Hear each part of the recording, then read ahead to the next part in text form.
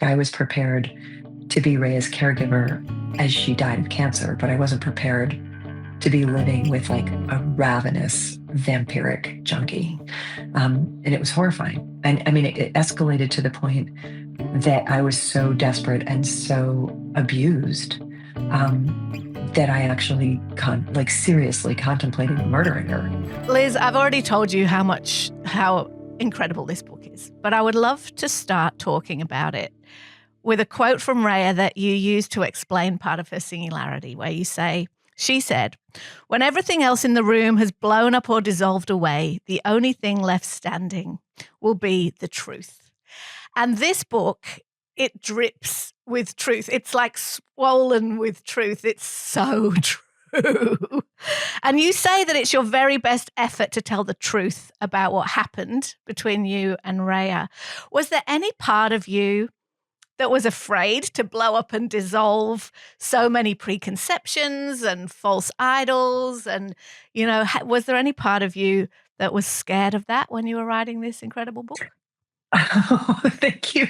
Thank you. And hello. And thank you for having me on the show. And I love that we're just going to dive right into the white hot radioactive center of the truth. Let's do it. That's a great first question.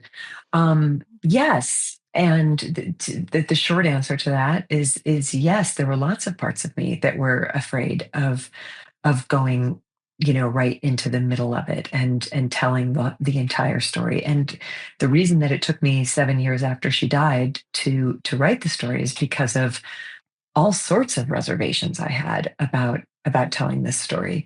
Not least of which, I actually would say foremost of which was not so much about like revealing myself to other people, which I'm pretty comfortable doing, but like I didn't want to revisit it. Like there are parts of that story that are so harrowing and traumatizing.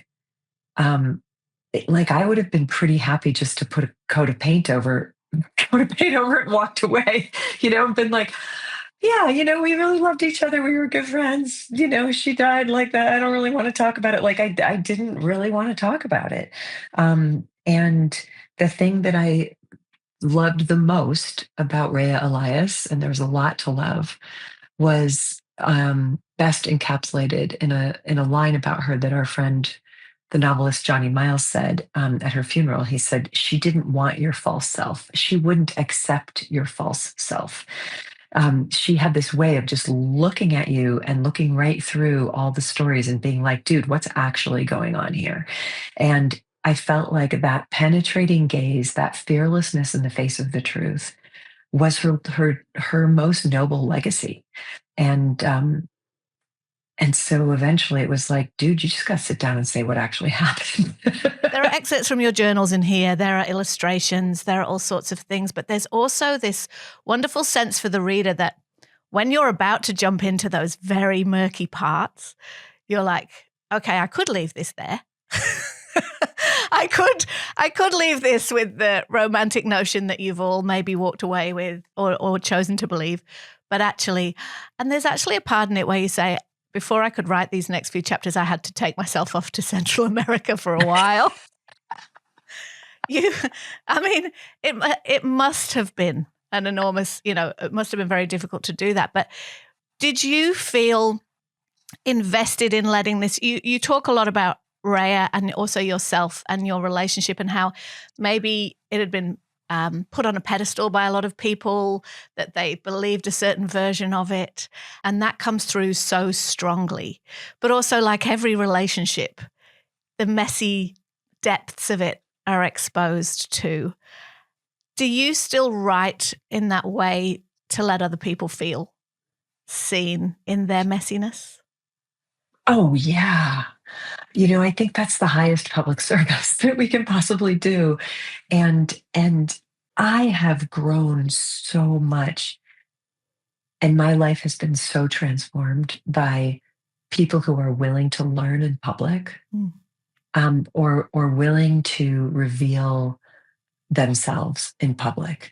Some of my greatest teachers are people who I've never personally met, but their work and the way that they forensically go into the excavations of their own truth, the fearlessness about what they're willing to reveal has transformed me, and made me feel much less alone, much less crazy, much less lost.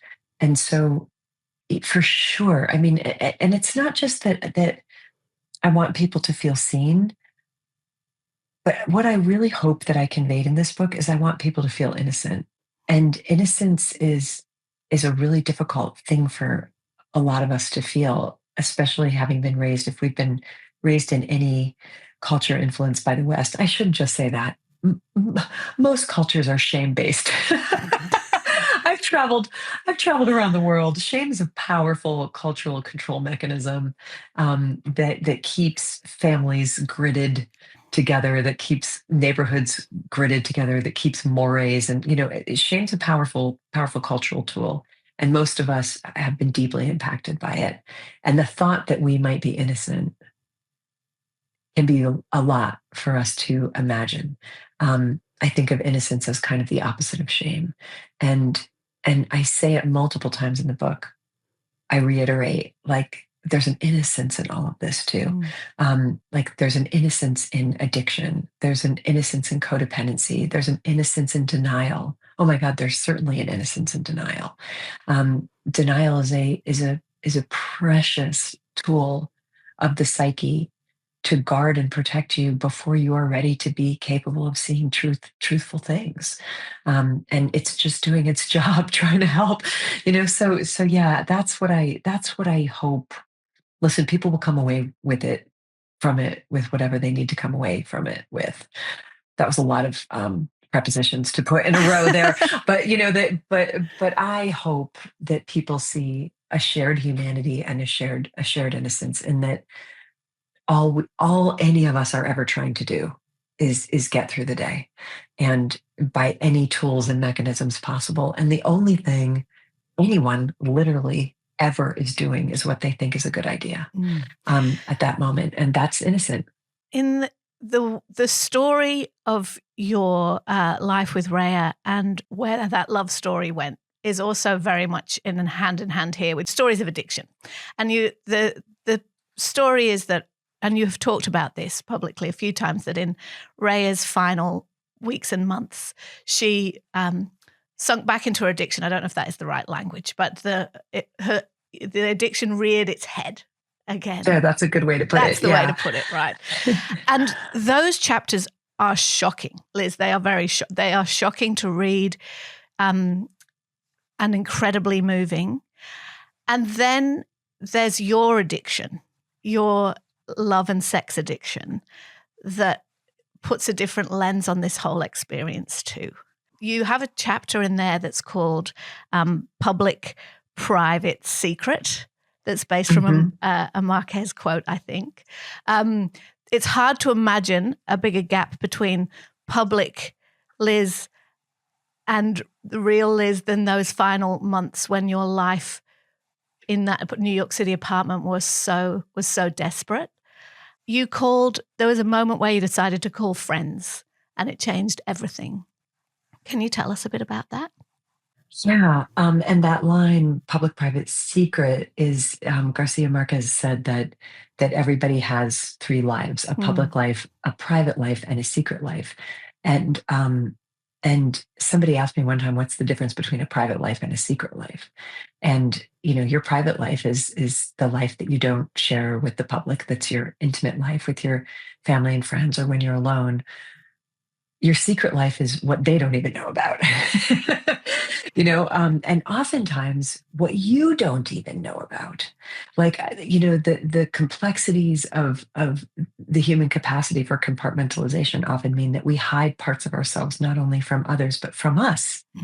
Sometimes I'm the last to know that I've been up to something really unhealthy, because I'm so good at doing things behind my own back, holding my cards so close to the chest I can't even read them. It has been a common feature of my life.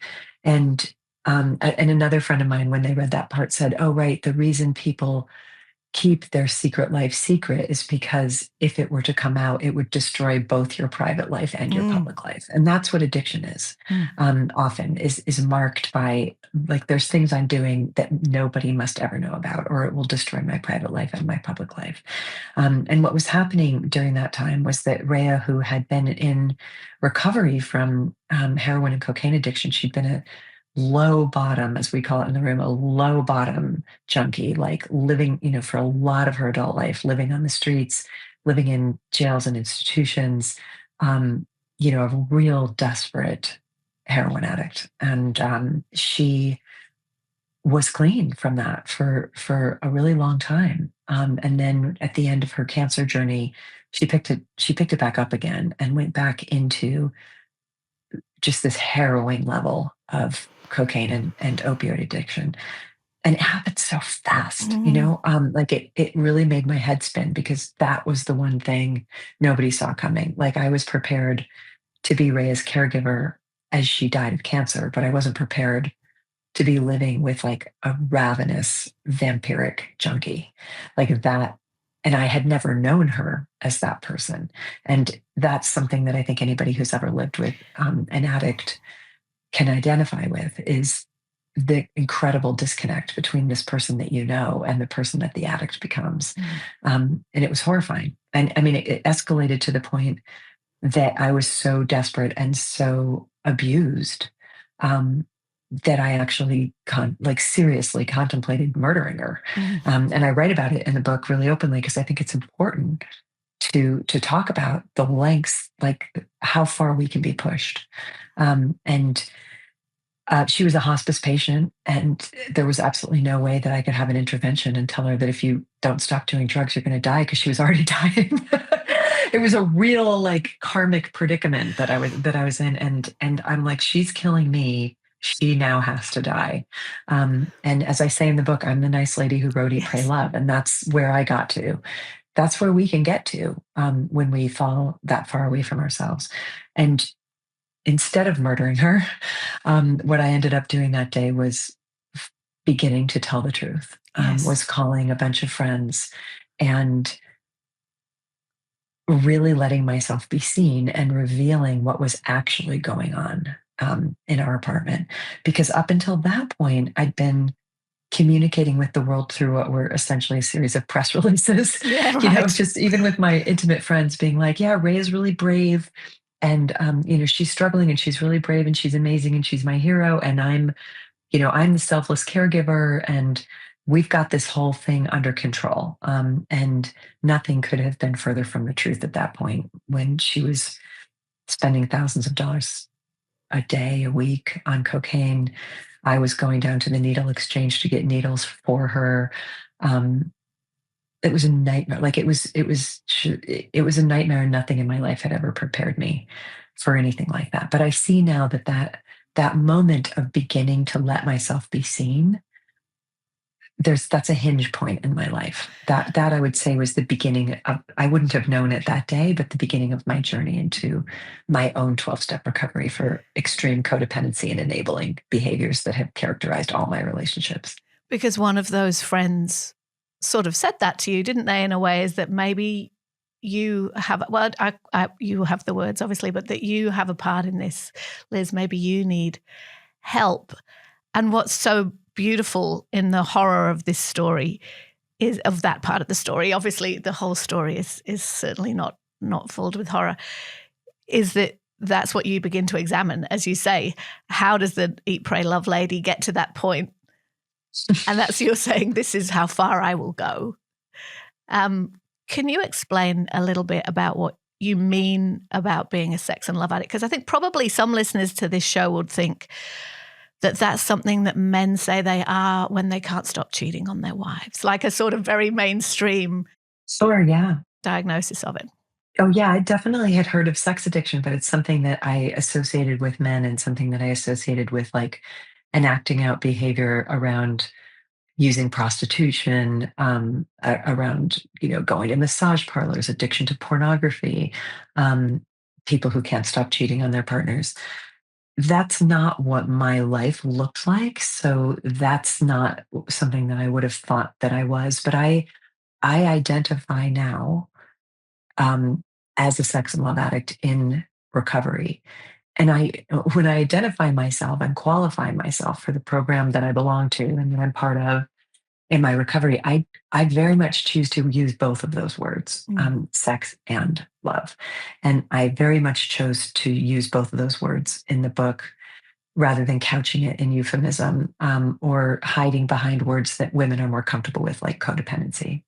Because I really wanted to shine a big fat light on not just the fact that I'm a blackout codependent and a skid row enabler, but also that my entire since pubescence life, have used sex as a way of trying to get my needs met, mostly by men, by Rayya when I was with Rayya, but that's a currency that I figured out at a pretty young age could get me what we call in my recovery program LAVA, love, attention, validation, and affection, that without which I did not think I could survive. And the evidence that I did not think I could survive without that LAVA, without that love, attention, validation, and affection is, if you were to lay out my entire, like if you were to chart out my entire sexual and romantic history, starting from the age of 14 and going until the age of 50, which I did do as part of my recovery program. And if you were to show that chart with all of its details to somebody and say, give me a psychological profile of this person, they would not say that is definitely an emotionally stable and healthy human being. Like they would, like a 12-year-old child would look at that and be like, bitch, that girl needs help. Like whoever is doing that is not okay. Like this is not okay. Going from one, like constantly overlapping from one relationship to another. This is clearly somebody who has a total inability to be alone. This is clearly somebody who has a total inability to meet her own needs. This is clearly somebody who's addicted to intensity and drama. This is not a healthy portrait of a healthy human being. And so that's why I claim the diagnosis sex and love addict, even though for a woman to say that publicly is rare. It doesn't mean that there aren't a lot of women in the program that I go to. It's just that I almost feel like it carries the same burden of shame that alcoholism did 100 years ago. And the whole reason that those anonymous programs became anonymous was because of the tremendous shame of being an alcoholic. I don't think that really exists that much anymore. I think drug addiction and alcoholic and a lot of other addictions they're much more out in the open. But this one, especially for women, is still, there's a tremendous amount of shame of not being able to handle yourself sexually as a woman. I think that there are a lot of women who will listen to what you just said. And certainly when I was reading the book, some of the hand over the mouth moments are, you talk about using people in the way that our traditional view of an addict uses drugs to mask, to make you feel less alone, as you've said. But then it doesn't work because, like any addiction, almost the tolerance changes and everybody inevitably lets you down. I mean, they don't, but in your mind, lets you down, doesn't fix everything. And then the fury that comes up in you, you also write so brilliantly about, even after this terrible incident with Rayya, when you have to leave and then you're like, I couldn't fix it and she doesn't know how great I was. And there's a sort of resentment always in, why didn't they feel grateful for all the things I did for them? I think there are going to be a lot of women who are like, yes, that's me. I poured myself into that guy. Yes. And then he turned around and he didn't fix everything in my life and fuck him. It's all him. I think a lot of women feel that, like will recognize that and maybe not realize that this is them, that this is their pattern. Well, yeah. And as my first sponsor said to me once, Liz, the prefix co is built right there into the word codependent. It's right there. They put it right there at the beginning so that you could see that it involves two people. Yes. Like you are co-creating this dysfunction. Like, and of course like a good codependent. I do love me an addict, like I do love me a lost cause. I love me a fixer upper. I love somebody who needs to be rescued, so that I can be secure. And a friend of mine describes it as bad maths, to put it in, like, just there's this mathematical equation that I think men can do it too, but women really do this a lot. And I certainly have done this a lot, which is like, I'm going to take every single thing that I have and every single thing that I am, and I'm going to pour it into you. So I'm going to empty myself into you.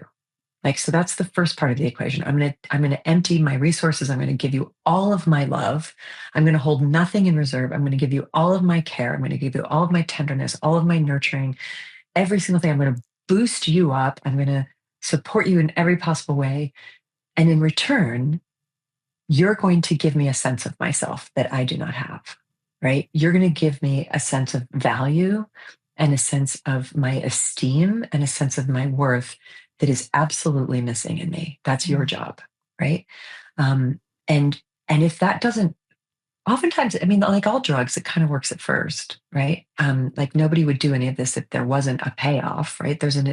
Oftentimes, especially in the early days of romance, that payoff seems to be working, right? But when that person inevitably starts to recoil, and to retract themselves from this incredibly intense energetic exchange, what I then become is a beggar who, the way I picture it is, I'm now standing begging outside of a pawn shop where all my belongings are. Like, I gave you everything that I am, and I gave you everything that I have, and now I'm going to stand outside this closed pawn shop and beg you to give me something back. Right? And if you don't, then I blame you for leaving me empty. But I'm the one who emptied myself into you, right? But only always, like only 100% of the time. And also, I think this is often a common thing with women. Every single person who I ever thought would take care of me, I ended up taking care of. Yes. And that's also been like a prevalent theme in my relationships. Like, wait a minute, I was supposed to give you all of this so that you would take care of me, but here I am providing for your every need, and then comes the resentment and the rage. Yes. You took it from me.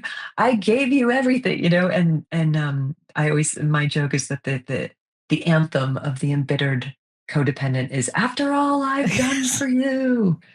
And yes. I still battle with that as an overgiver, blaming somebody for emptying me when in fact I did that. And that's my continuous work.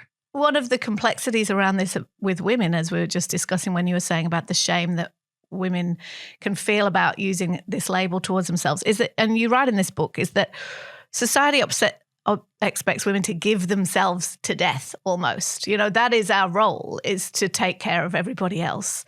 And no wonder we're angry and exhausted, as I know I've heard you said before, that every woman you grew up around was angry and exhausted. Tell me a bit about what life looks like in recovery from that, because also in the book you talk about, after Rayya's death, you went on what you call a bender almost. But then you go back to the rooms of recovery. And now for years you have lived in recovery from this. What does that look like? Like, what does that look like for, to explain on quite a basic level? Well, I can only share what it looks like for me, because I don't want to speak for any particular program or group of people, but I can say what my recovery journey looks like. It was beautifully explained to me at the beginning of my recovery journey that obsession is when you put something at the center of your focus and you push away everything else, right? And so that person or that substance or that behavior becomes this sort of monumental, energy devouring center of your entire life, and all things are pushed away. So what recovery looks like is you're reversing. For me, there's a daily effort to reverse that picture. So what was at the center of my life now must go to the periphery. And what was at the periphery now must come to the center. So what was at the center of my life was this nonstop pursuit of romantic and sexual attention, this ferocious, desperate need to couple, to be in union, to be loved, to be seen, to be valued, to be chosen. And that was at the center of my existence long before I ever even became sexually active as a very young teenager. Like, I wanted that long before I was figuring out how to get it from boys and men. That was the center of my life. That is now far in the periphery. It's like, this is going way out to the deep and shallow end of the swimming pool. Like, we're pushing this very far away. And what we're putting in the center of my life is everything that I neglected in order to obsess over this fixation. And so that means, like, the way it was described to me when I first came in was, we call it top line behaviors, like the things that I can do for myself that nourish and uplift my own existence, which does two things. One is it nourishes and uplifts my own existence. And the second is that it teaches me how to resource within myself, or within a safe community of friends, or within a relationship with a higher power of some sort. It teaches me how to resource within myself everything that I've always been demanding that other people give to me. And so that's essentially learning how to take care of myself. We often say in the rooms of recovery, I was raised in dysfunction, but I grew up in recovery. So my growing up has happened in the last 7 years, which is taking complete and absolute accountability for my own life, and recognizing that that is not anybody else's job, nor ever should it have been, and that I am capable of that, which is great news and a big surprise. Do people, I've heard you say that you've never had a relationship as great as not being in a relationship. People must, if for a recovery, and I know, again, you can only speak for yourself, but in recovery from sex and love addiction, does that by its definition mean you have to be alone in a romantic sense? No, not at all. It just means you have to be sane, and that you have to be self-providing, that you have to be emotionally autonomous, whether you are emotionally autonomous within a relationship or emotionally autonomous not within a relationship. So the fundamental thing is learning how to be in very good relationship with yourself, because that starved and vacant self-relationship is the thing that led to all of these incredibly dysfunctional behaviors that caused me to harm myself and others. So for me, what that has looked like over the last 7 years is a decision to stay away from romance and dating at this point. For other people who are in recovery from sex and love addiction, it can mean revitalizing an existing marriage that they had created harm within, or something called sober dating, which is learning how to interact romantically with people in a sober way. And I have, as part of my recovery, created a sober dating plan with my sponsor and with a number of people in my rooms who helped me to create it. And it's essentially like best practices for Liz, and these are the things that, if I were to someday decide that, or actually, to put it more honestly, if the higher power that I guide my life upon now would someday suggest to me that it would be beneficial to everyone, because that's also how I'm trying to guide my life now, is like, what would be beneficial to everyone? Me dating people is not necessarily beneficial to them. And I don't say that in any kind of self-attacking way. Like, I really have come to love this being who I am, but I'm not sure that anyone would recommend partnering up with me. You know what I mean? Like, if does anyone really want to be my fourth spouse? Does anybody really want to tackle this? Like, I think it's a public service for me, honestly, to love people in a different way, and to love people in a way where I can show up in truly generous love, which I'm great at as a friend, and I'm great at as a family member, and I'm great at as a community member. But if that should change, then I've got this sober dating plan that includes items like no 2-week-long first dates. Like, you're not going to go on a date with somebody and 2 weeks later they're living with you. Like, we're not doing that, like no opening bank accounts for people, like no lavish gifts to try to seduce, no going on big glamorous romantic trips with someone who I've only known for a month, because I've got to stay in reality and make sure that, like, anyone can fall in love with someone on a tropical island. We have to see whether this actually works in the real world, and no constant texting between dates, because I can get sucked into that and lost in that. And I have to go, like, if I'm going to go on a date, I have to come home afterwards, and I won't see you again for a week, because I need to remember that I love my life. I need to remember that I have friends, that I have a dog, that I have a career, all these things that I throw away when I fall into desperate obsession and fixation on somebody, I've got to hold on to. So, that's a plan that's in place, but I have not gotten a signal yet, either internally or from what I call God, that it would be beneficial for me to partner up with anybody right now. And I also think that my enjoyment that I'm experiencing of living a drama-free life and living in a self-partnered way is such a delight that I don't really want to give it up. And I feel it's also an amends to my younger self, who never got the opportunity to live alone and never got the opportunity to learn how to adult, because I was always enmeshed in one person after another. And I've heard you say that you're the opposite of lonely, living alone, that you're so much less lonely than you have been in many romantic relationships. I think that's what a lot of women are afraid of, is that, who am I without all these people who need me? But for you, it seems that life is beautiful. Yeah, the way I describe my life right now is that it's blooming. And another definition that I love of addiction is, addiction is giving up everything for one thing, and recovery is giving up one thing for everything. And my path over the last 7 years of giving up this lifetime fixation on partnership and commingling of lives is that everything else has gotten my energy that didn't used to. I mean, I've written 3 books in the last 6 years. That's insane. I've never had such creative power as I have right now. And the loneliest I have ever been in my entire life, if I were to think of the top 3 loneliest moments of my life, in each case, there was somebody else in the bed with me. 2 can be much lonelier than 1. And I think a lot of us know what I mean when I say that. The feeling of this incredible gap and distance, and close-heartedness between you and the person who you're with is such an awful kind of loneliness. So I live alone, but I'm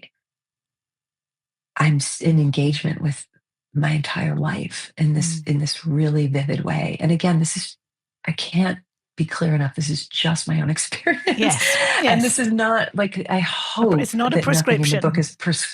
I hope that nothing in the book is prescriptive. Not at all. I hope that nothing that I ever share is prescriptive. I'm just telling what my life feels like right now. And if somebody moved into my house right now, it would feel like a home invasion. I'd be like, why are your shoes here?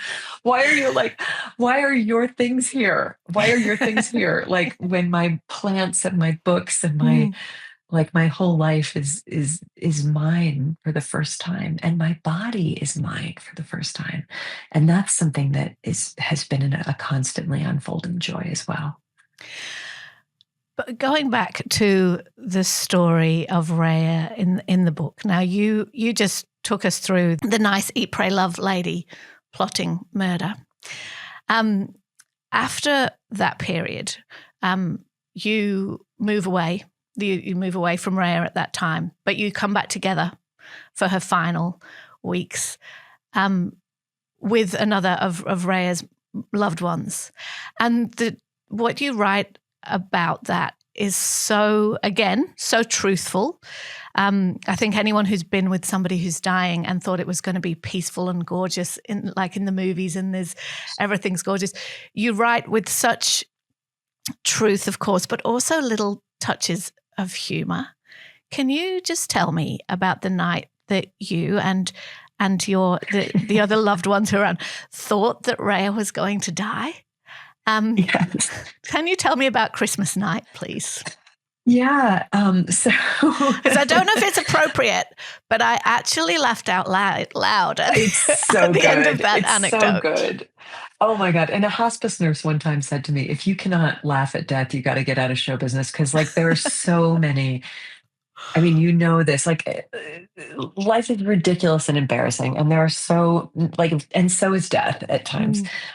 So at the end of Rayya's life, her ex-wife, Gigi, and her ex-girlfriend, Stacy, and I became her 3 caregivers.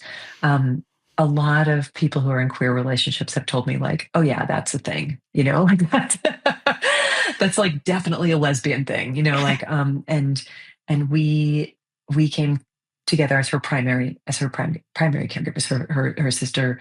There were other people who came in and out, but we like canceled our whole lives and moved to Detroit to take care of her when she was dying.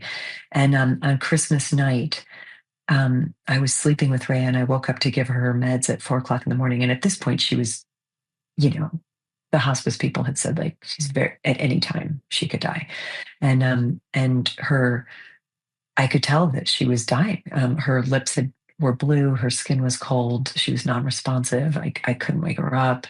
Her breathing was ragged. And it just was so clear that this was the moment. And there was this kind of poignant, devastating poetry to the fact that it was Christmas night as well. And I went and I woke up Gigi and Stacy, and I said, I think it was about 4 a.m. And I said, I think it's happening. I think she's dying. And we all climbed into bed with her and wrapped our bodies around her. And Gigi put on sacred music and Stacy lit a candle. And then we just took turns talking to her because they say that hearing is the last thing that a person loses as they're dying. And so we just told her how much we loved her and how much she meant to us and what a grand being she was and how she had transformed us all. And then it got really, really, really quiet just as the sun was coming up, and we just all fell into this deep sacred silence, at which point Rayya suddenly opened her eyes and said, "The fuck are you guys doing?"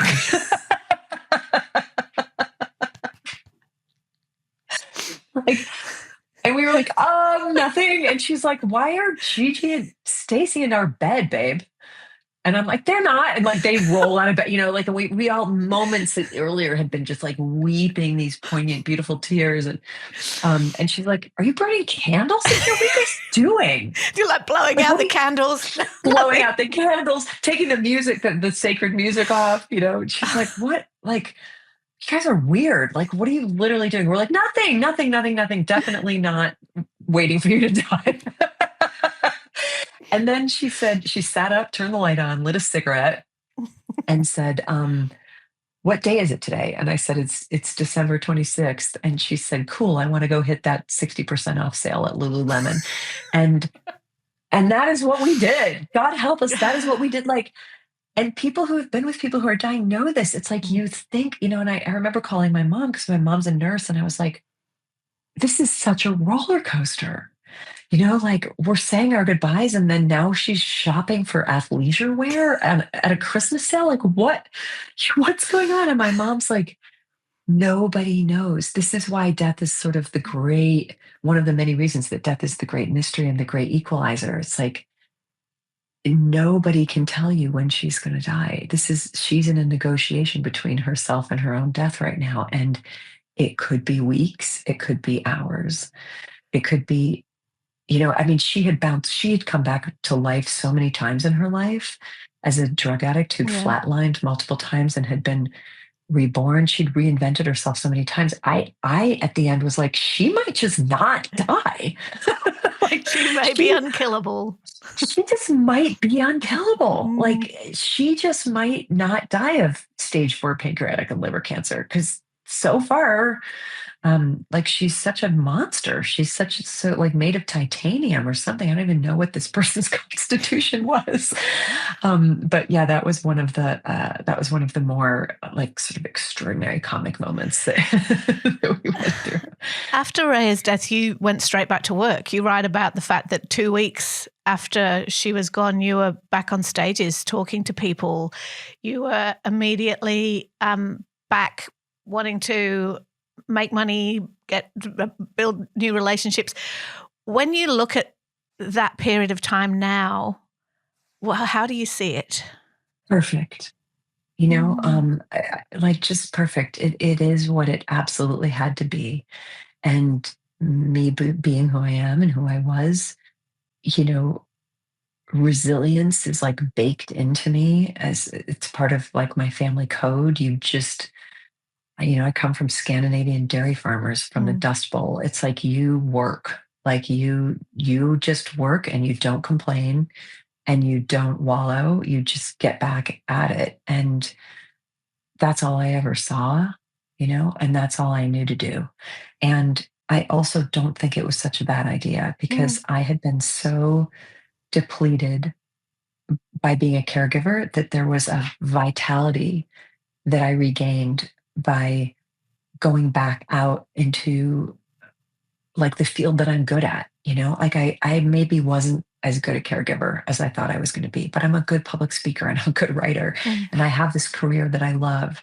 And so being reminded that I'm not just a bedside nurse or shattered widow. I also am this person in my own right who has not taken care of her life at all for the last 18 months. And who also had just spent a dump truck of money and needed to make money. But the final reason that I would say that it was perfect was because I don't think there's a right or wrong way to grieve. And grief is an experience of unbearable pain.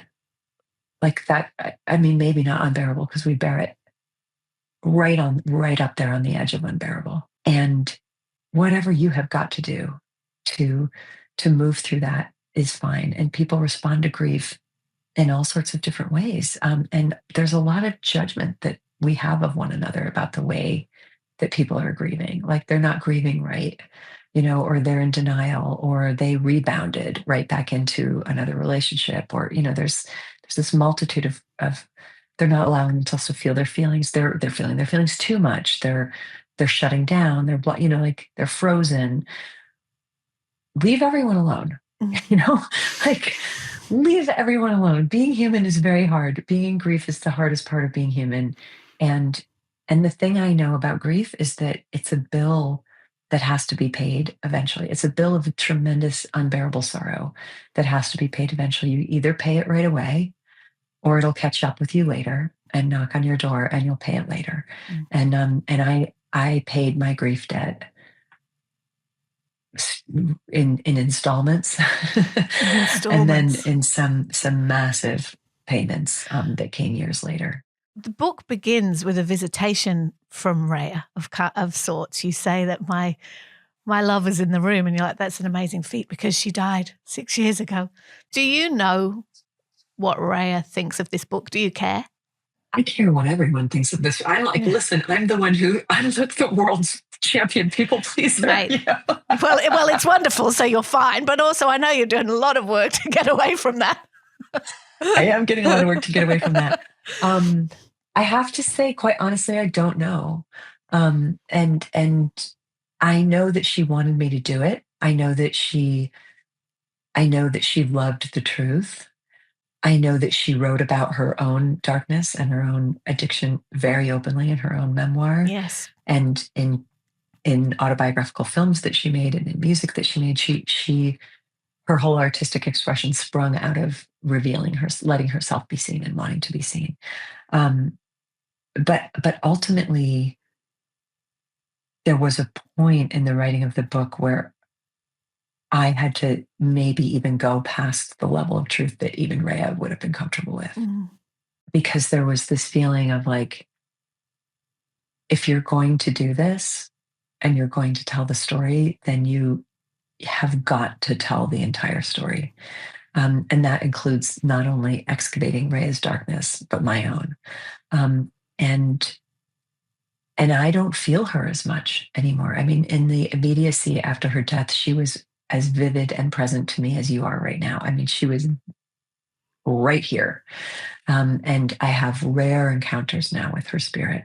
And I think that part of the sort of parceling out of grief is that you lose the person and then you lose the feeling of them, like after that.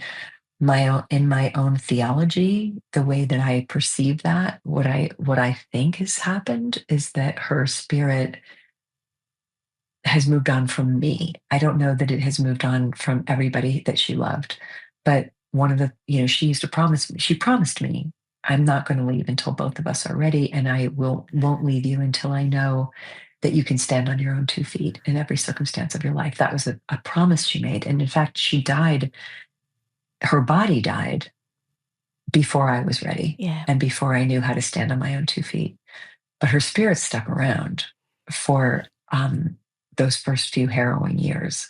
And now that I am standing on my own 2 feet and taking care of my own life and knowing how to be accountable, learning how to set boundaries, learning how to say no, learning how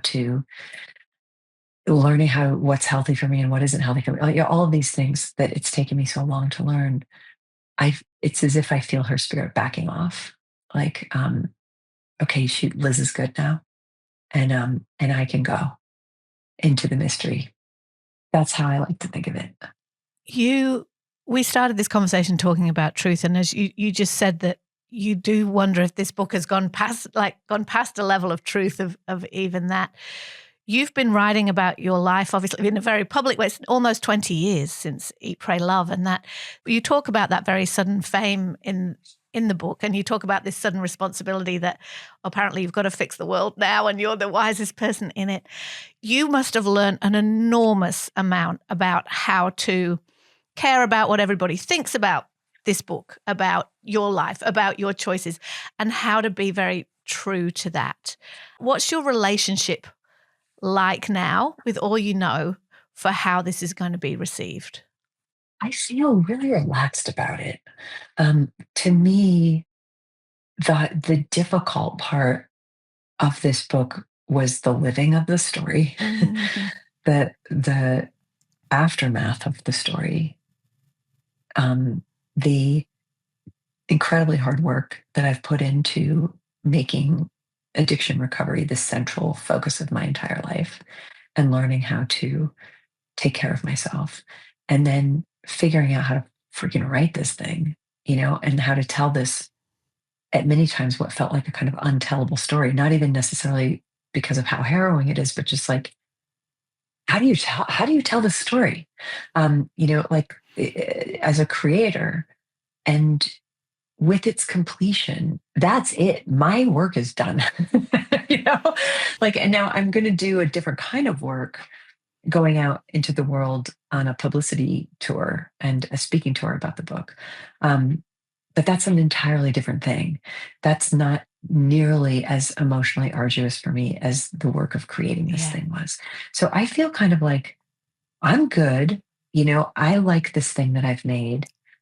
I feel that it's brought closure and this sort of end of a karmic cycle between me and Rayya, that it answers a lot of the questions I set out to answer writing it. And it's an offering, and I think, having written about myself so much, but also, I think this is my 10th book. It's like, I know at this point that, look, I just make them. Yeah. You can't control what happens to them once they're out there. Whoever wants to be its friend can be its friend, but it's not, I can't control that. And I don't have to control that, and I don't have to manage that. And people are allowed to have whatever feeling about it that they have, in the same way that I am allowed to express myself in writing a book. People are allowed to express what they think of me. That's what it means to put yourself out there like that. So, I feel pretty chill about it. Can I just ask you about the book's title, About All the Way to the River? Because that actually means something a bit different than I thought it did. Can you explain what an all the way to the river friend is? Yeah, this is a sweet thing that Rayya used to say. She used to say that I was her all the way to the river friend. And she had this metaphor of friendship that was based on the geographical map of downtown New York City.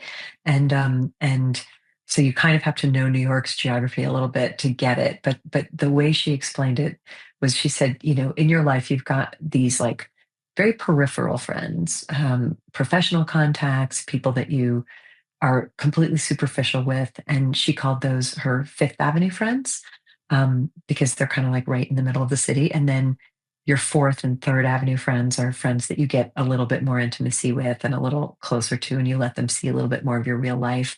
And then you keep going and you've got your second First Avenue friends.